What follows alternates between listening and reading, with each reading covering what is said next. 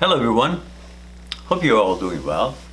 Well, this is the third segment or installment of the new series that I've started.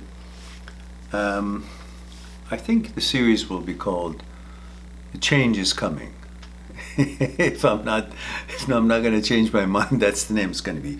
And you all know that we are trying to cover our life story, how we are when we're born, what changes takes place, what our connection with the universe and nature was when we were born, how we lost it, and how we can get it back.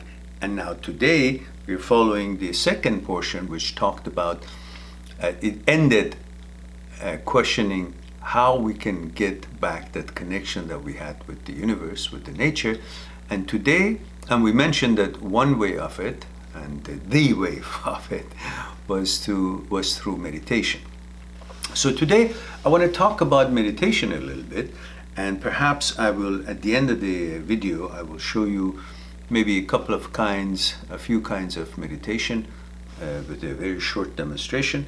And hopefully, if I can get around to it by the time I finish the video, at the end of the video later on, when I edit it, which I don't usually edit any of the videos, but I should learn. At the end of the video, I will add a little bit longer version of the types of the meditation that I will be describing to you and talking about it in this video. So you'll have some kind of an opportunity to maybe sit down and do the meditation with me while I'm doing it. And if I can get around to do it, I will add it to the end of this video after I say, I'll talk to you soon. I'll talk to you later. I will add that to the end, so it'll be an extra segment after the video is ended. So look for that. Hopefully I'll get around to do it, and I won't be just saying that.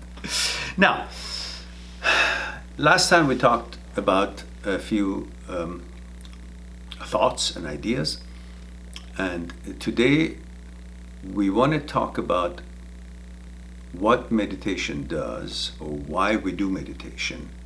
What do we get out of it? Well, in order to understand that, we should understand first what is the default activity of our mind. You see, our mind is designed to solve problems. To solve problems, it needs to go through certain algorithm calculations, figuring out, analytical thinking, imagination. All these are the activities, some of the activities of the mind. And when it does all these things, obviously, like anything else that moves, it creates waves, resonances, frequencies. The more activities, the more frequency, resonances, and let's say ripples, oscillations. It will register on a machine, if there was one, to measure its activities. It will show through oscillations and ripples. Like when a pond is active, is like its water is moving on it, or there are activities on it, like boats are moving on it, or rocks are being thrown into it, there will be ripples. The surface of the water would not remain smooth and quiet. And those ripples are similar to the ripples that are created because of the activities that our mind has through the day. Calculates, figures things out, thinks, and imagines, and all these different things that it's designed to do. So when you want to calm a pond, what do? The first thing you got to do is get those activities out of the way. Get the boats out of the water, get the rocks throwers out, and I don't know, even get the fish out. Help them to go somewhere else and play. So there would be no activities, therefore there would be not so much ripples in the pond. And when there is not much ripples, the pond quiets down. When it quiets down, the reflection of things, having not even be exactly arrived on top of the lake, on top of the pond, will be shown on the surface of the water because it's so calm. For example, when the pond is choppy, even a moon as big as it is, it won't reflect it properly. You look at the pond and you say, what is that, bright stuff? It's like a broken bulb. You can't figure out what it is because the surface of the water is choppy, lots of activities, lots of ripples. But when there are no ripples, so you can't really tell, what is it? Is it a moon? Is it a broken ball? Because it's not quite clear. It's not smooth to reflect it properly. But when the pond is quiet, even a dashing bird hasn't even yet arrived clearly on top of the water, its image is reflected because it's so calm that it can even pick up reflections from far away. Same thing for the mind. The calmer it is, the more capable it becomes to reflect things, even maybe not exactly as they're happening, but maybe a little bit before it's happening, possibly. The more clear, at least the more clear the pond is, the more clear the reflection of things are. So the lesser activity our brain has at a given time, the quieter it is, the lesser ripples it has, the more clear it can reflect on the happenings of our lives. Our mind is more clear, calmer, so it can ponder better, analyze better, reflect better, because it can see things better. The image of things on its surface, the way it's represented in our mind, is going to be with better resolution. It's more clear because our mind is calmer, just like the lake, just like the pond. So this is one of the intentions that we try to do. Plus the fact that when the mind is calm, we seem to arrive at the same frequency as the energy of the universe, which we can absorb it as we do when we sleep automatically without any effort. Just like we talked in the other video about this happening that happens during the nighttime, because the mind enters into a certain kind of a state with understanding or synchronized with a certain frequency that the charges of the universe can easily be absorbed and accepted and become part of our energy. That's why we're so vigorous the next morning.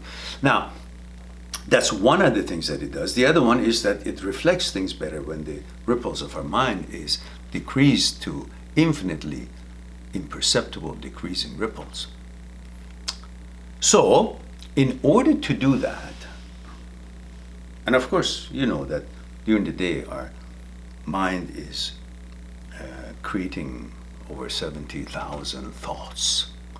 So we certainly want to quiet that down when we want to relax, to teach the mind how to relax, to make relaxation a default state of the mind. For that, we need to train it. And one of the kind of training that we do for the mind is meditation, to teach it how to relax, because it doesn't know it by default. It has to be taught. So these are exercises. Meditation is one of the exercises that you can do to teach your mind how to relax.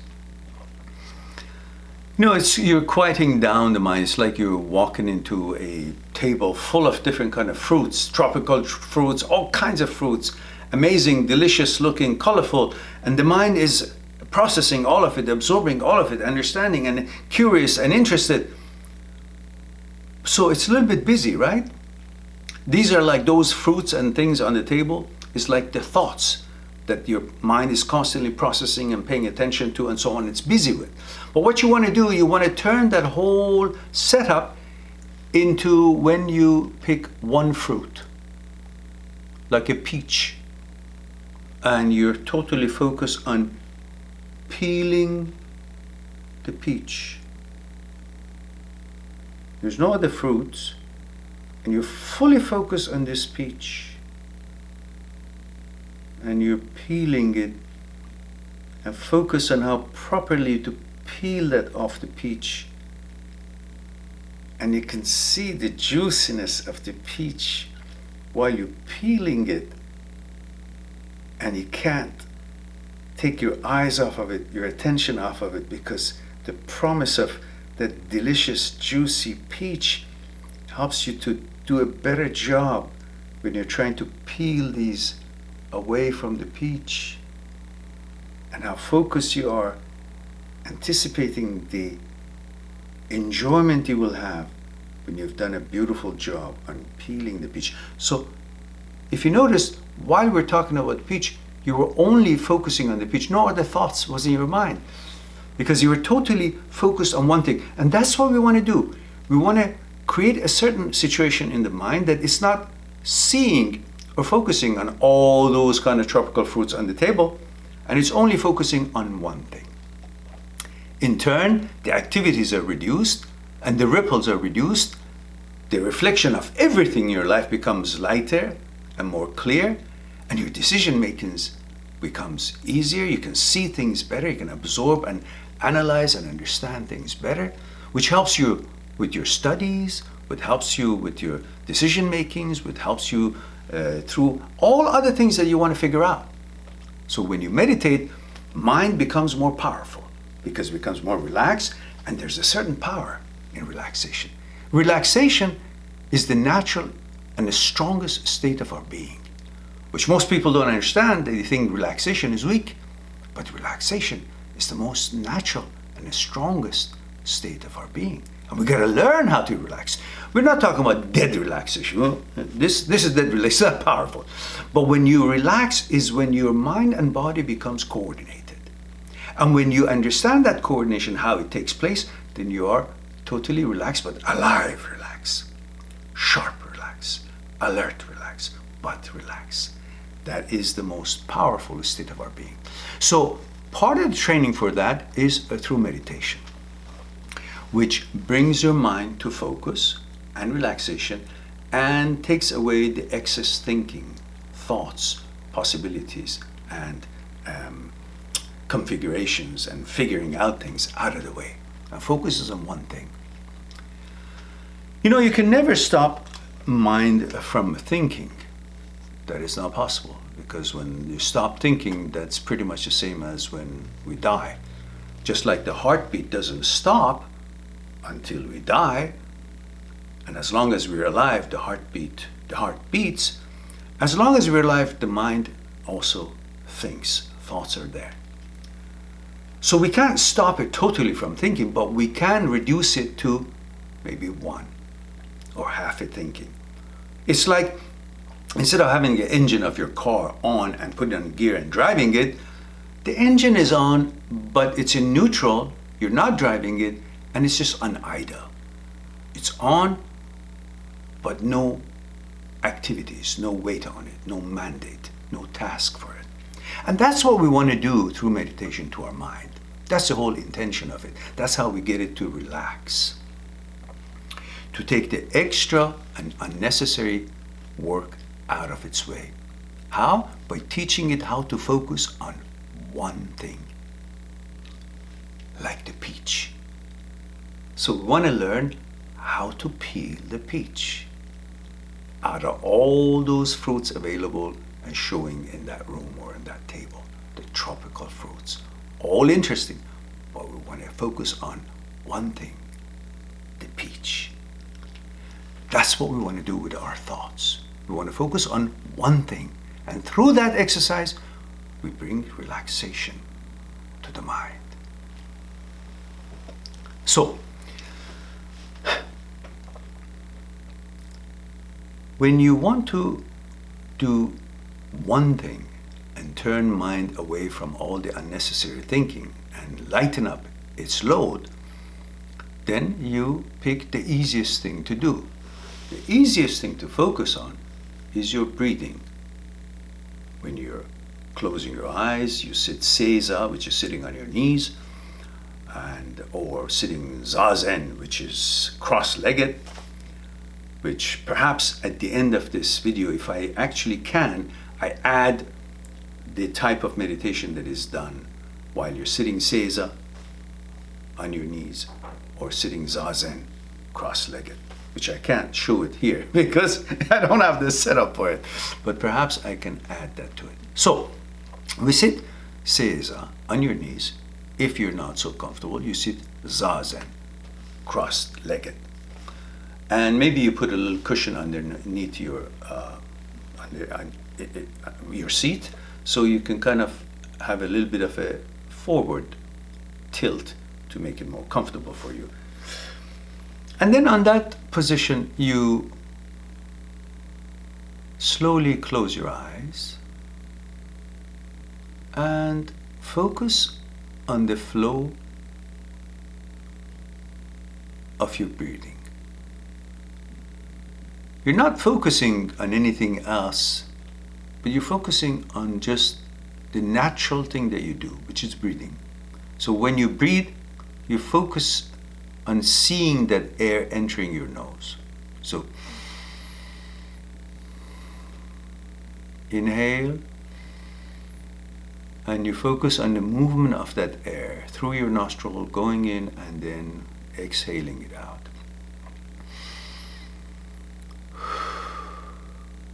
Either through your nose in and through your mouth out, or through your nose in and through your nose out.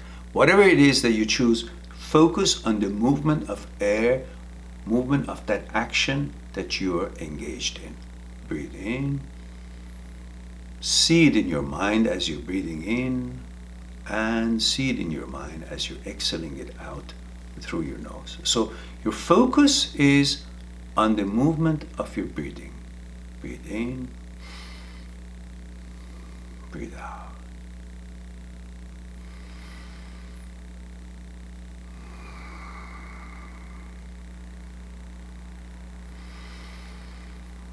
Just focus on the movement of that air, that breathing coming in. See it through and see it exhale.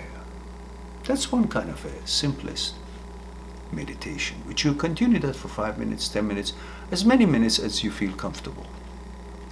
The other one is a little bit more sophisticated. That is when you simply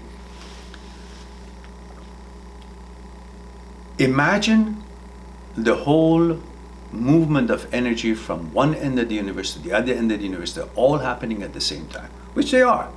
But you take focus on this happening as a whole.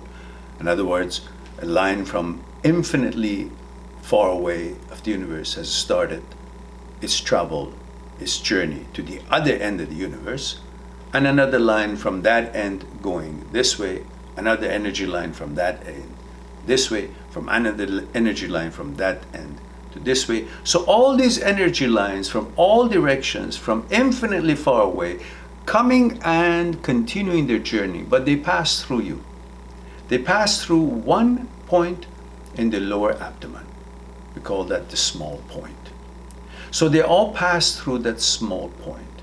That small imaginary point is located about 10-20 centimeters lower the navel, the lower the abdomen.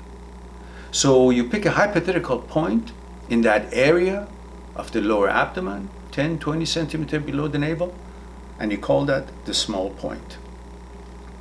And you have all these energy lines that is traveling from one end of the universe to the other end of the universe in all directions, left, right, front and back, up and down, all in between.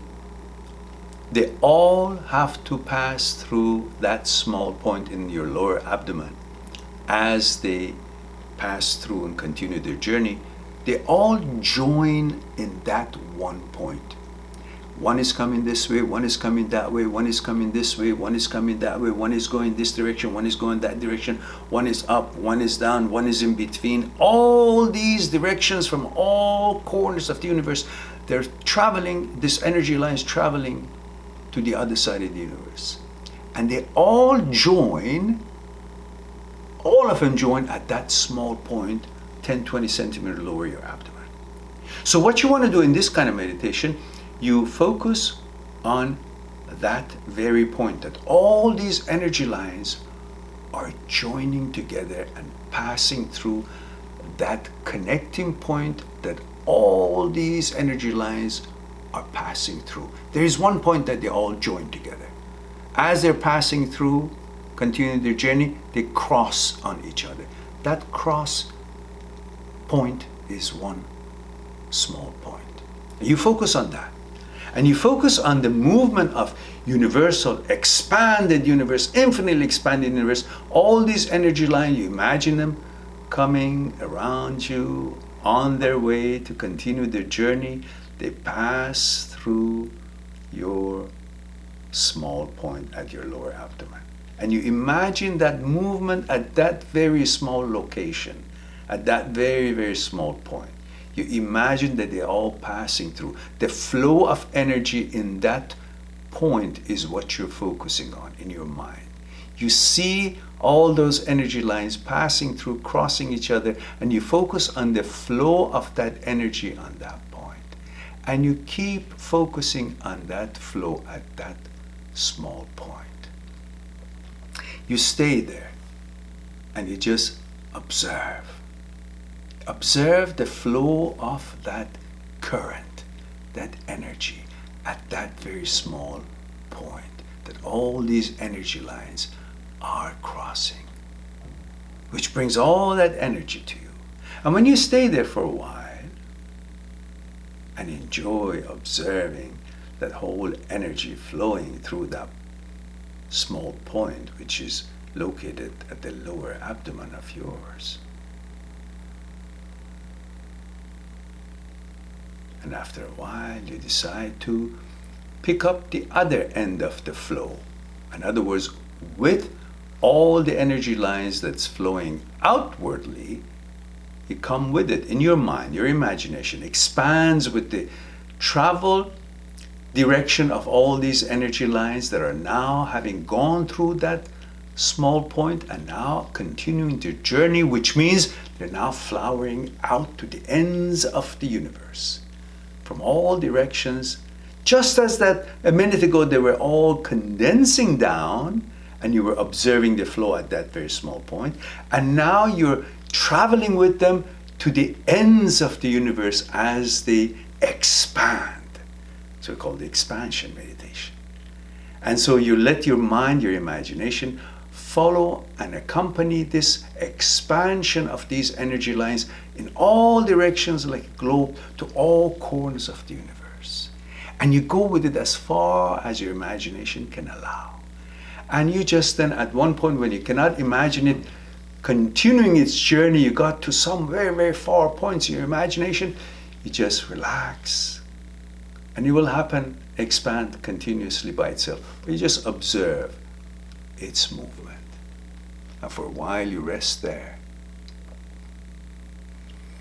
And then when you think, okay, I've rested here enough, then again you focus on all those energy lines coming back towards your small point at that hypothetical point in the lower abdomen.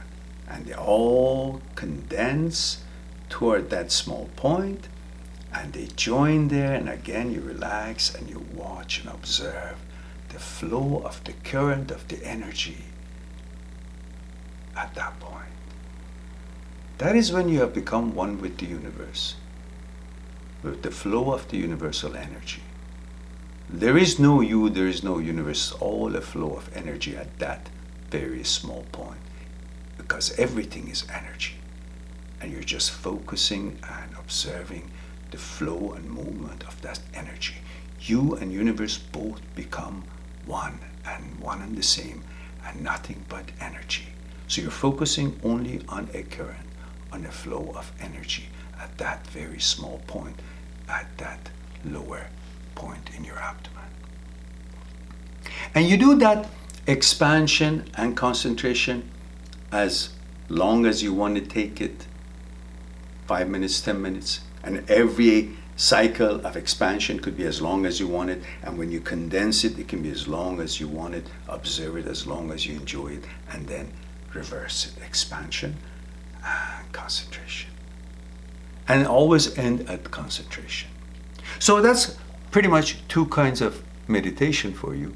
And the other one is a longer breathing one. So you have this imagination, this thought process is happening, but you add breathing to it. So while you're breathing long, but the process of thought process of it while you're breathing is not like the first one, which was short breathing in, breathing out. It will be what I just explained. The expansion meditation and concentration meditation would be the thought process as I explained it to you, the energy lines and so on, condensing and expanding and condensing. That would be the thought process while you're doing the long breathing. So that will look like this. You breathe in big.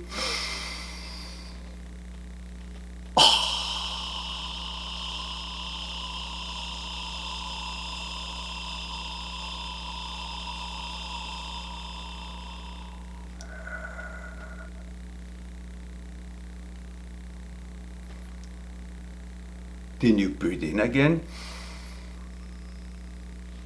And when you're breathing in, you're condensing those energy lines. The thought process would be the part that you were condensing those energy lines. And when you finish breathing in, that would be when you're observing the flow of energy at that very small point that we just talked about. And when you exhale is the time that you're actually expanding with those energy lines towards the ends of the universe. So when you inhale, condensing the universal energies towards that small point, and when you exhale,